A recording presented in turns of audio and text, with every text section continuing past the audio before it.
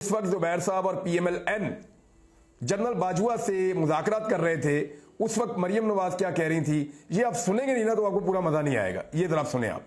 वो रास्ता मुझे आता है, वो रास्ता बहुत सारे लोग आज भी लेते हैं और वो रास्ता बहुत आसान है।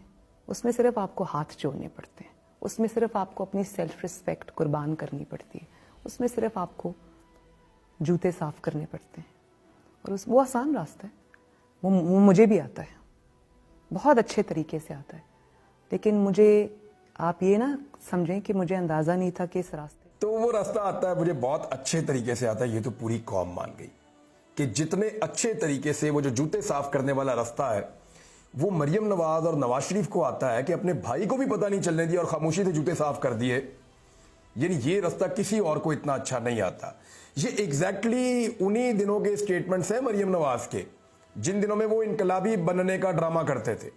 यानी एक तरफ इनकलाबी बनने का ड्रामा कर रहे हैं कि हम जूते साफ करने वाले नहीं हैं, और दूसरी तरफ खुफिया अंदाज में जो है वो जनरल रिटायर कमर जावेद बाजवा साहब के साथ मुज़ाकरात भी चल रहे हैं और मुज़ाकरात करने वालों को बताया जा रहा है कि खबरदार, खबर बाहर नहीं निकलनी चाहिए वरना बड़ी बेइज्जती हो जाएगी।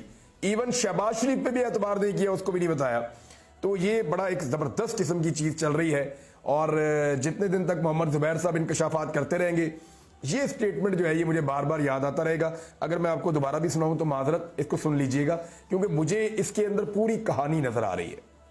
एग्जैक्टली मुझे पूरी कहानी नजर आ रही है कि जिस वक्त आप, ये हैरत की बात है, जिस वक्त आप चोरी कर रहे हैं उस वक्त आप चोरी के खिलाफ वाज भी कर रहे हैं। जिस वक्त आप डकैती मार रहे हैं उस वक्त आप डाकुओं के खिलाफ एहतजाज भी कर रहे हैं। जिस वक्त आप जमहूरियत के दावे कर रहे हैं उस वक्त आप जमहूरियत पे शब खून भी मार रहे हैं। जिस वक्त आप इनकलाबी बनने का ड्रामा कर रहे हैं उस वक्त आप बहुत अच्छे से बूट भी पॉलिश कर रहे हैं।